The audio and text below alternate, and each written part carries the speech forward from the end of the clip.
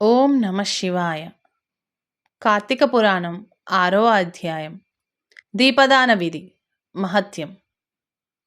ఓ రాజశ్రేష్ఠుడా, ఏ మానవుడు కార్తీక మాసము నెల రోజులు పరమేశ్వరుని శ్రీ మహావిష్ణువును పంచామృత స్నానం చేయించి కస్తూరి కలిపిన మంచి గంధము నీటితో భక్తిగా పూజించినచో అట్టి వారికి అశ్వమేధ యాగము చేసినంత పుణ్యము దక్కును. అటులనే ఏ మానవుడు కార్తీక మాసమంతయు దేవాలయమునందు దీపారాధన చేయునో వారికి కైవల్యము ప్రాప్తించును. దీపదానం చేయుట ఎటుల?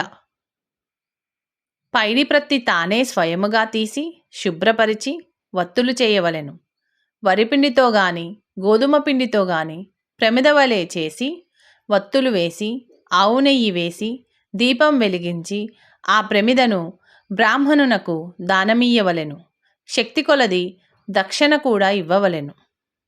ఈ ప్రకారముగా కార్తీక మాసమందు ప్రతిదినమూ చేసి ఆఖరి రోజున వెండితో ప్రమిదను చేయించి బంగారంతో ఒత్తిని చేయించి ఆవు నెయ్యి నిండుగా పోసి వెనక చేసిన ప్రకారముగా బియ్యం పిండితో గాని గోధుమ పిండితో గాని ప్రమిదను చేసి ఆవు నెయ్యి పోసి దీపం వెలిగించి ఈ నెల రోజులు దానము చేసిన బ్రాహ్మణునకే ఇది కూడా దానమిచ్చిన ఎడల సకలైశ్వర్యములు కలుగుటయేగాక మోక్షప్రాప్తి కలుగును. దీపదానం చేయువారు ఇట్లు వచింపవలెను.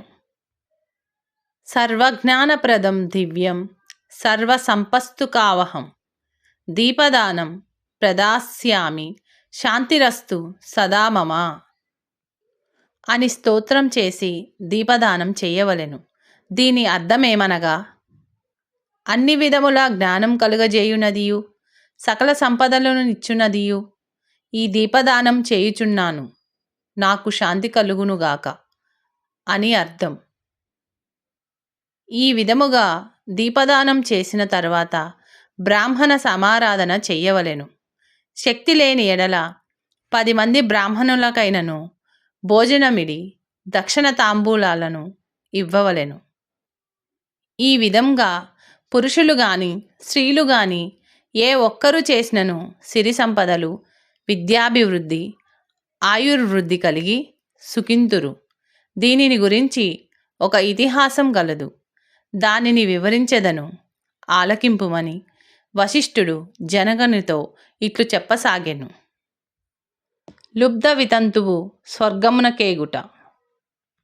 పూర్వకాలమున ద్రావిడ దేశమునందొక గ్రామమున ఒక స్త్రీ గలదు. ఆమెకు పెళ్లి అయిన కొలది కాలమునకే భర్త చనిపోయెను. సంతానము గాని ఆఖరి బంధువులు గాని లేరు.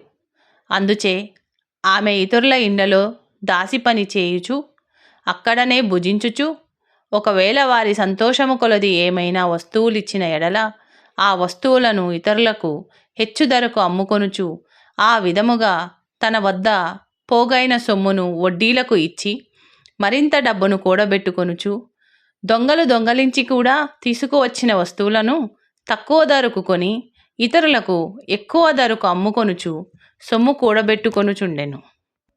ఈ విధముగా కూడబెట్టిన ధనమును వడ్డీలకిస్తూ శ్రీమంతుల ఇండ్లలో దాసి పనులు చేస్తూ తన మాటలతో వారిని మంచి చేసుకొని జీవించుచుండెను.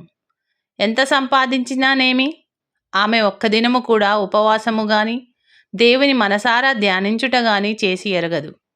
పైగా వ్రతము చేసిన వారిని తీర్థయాత్రలకు వెళ్ళే వారిని చూసి అవహేళన చేసి ఏ ఒక్క భిక్షగానికి పిడికెడు బియ్యం పెట్టక తాను తినక ధనమును కూడబెట్టుచుండేది.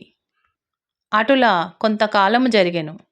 ఒకరోజు ఒక బ్రాహ్మణుడు శ్రీరంగములోని శ్రీరంగనాయకులను సేవించుటకు బయలుదేరి మార్గమధ్యమున ఈ స్త్రీ ఉన్న గ్రామమునకు వచ్చి ఆ దినమున అక్కడొక సత్రములో మజిలి చేసెను. అతడా గ్రామంలో మంచి చెడ్డలను తెలుసుకొని ఆ పిసినారి స్త్రీ సంగతి కూడా తెలుసుకొని ఆమె కడకు వెళ్ళి, అమ్మా, నా హితవచనములు ఆలకింపుము. నీకు కోపము వచ్చినా సరే నేను చెప్పుచున్న మాటలను ఆలకింపుము.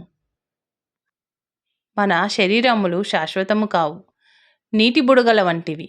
ఏ క్షణములో మృత్యువు మనలను తీసుకొని పోవునో ఎవరూ చెప్పలేరు. పంచభూతములు సప్తధాతువులతో నిర్మించబడిన ఈ శరీరంలోని ప్రాణము జీవము పోగానే చర్మము మాంసము కుళ్ళి దుర్వాసన కొట్టి అసహ్యముగా తయారుగును. అటువంటి ఈ శరీరాన్ని నీవు నిత్యమని భ్రమించుచున్నావు. ఇది అజ్ఞానముతో కూడిన దురాలోచన. తల్లి, నీవు బాగా ఆలోచించుకొనుము. అగ్నిని చూసి మిడత దానిని తిందామని భ్రమించి దగ్గరకు వెళ్ళి భస్మమగుచున్నది. అటులనే మానవుడు కూడా ఈ తను శాశ్వతమని నమ్మి అంధకారంలో బడి నశించుచున్నాడు. కాన నా మాటలు ఆలకించి నీవు తినక ఇతరులకు పెట్టక అన్యాయముగా ఆర్జించిన ధనము ఇప్పుడైనా పేదలకు దానధర్మాలు చేసి పుణ్యమును సంపాదించుకొనుము. ప్రతిదినము శ్రీమన్నారాయణ్ణి స్మరించి వ్రతాధికములు చేసి మోక్షమునొందుము. నీ పాప పరిహారార్థముగా వచ్చే కార్తీక మాసమంతయు ప్రాతకాలమున నది స్నానమాచరించి దానధర్మాలు చేసి బ్రాహ్మణులకు భోజనము పెట్టినచో వచ్చే జన్మలో నీవు పుణ్యవతివై సకల సౌభాగ్యములు పొందగలవు అని ఉపదేశమిచ్చెను. ఆ వితంతువురాలు బ్రాహ్మణుడు చెప్పిన మాటలకు తన్మయురాలై మనస్సు మార్చుకొని నాటి నుండి దానధర్మములు చేయుచు కార్తీక మాస వ్రతమాచరించుటచే జన్మరాహిత్యమై మోక్షమునొందెను. కావున కార్తీక మాస వ్రతములో అంత మహత్యమున్నది. 6వ రోజు పారాయణం సమాప్తం. ఓం నమః శివాయ.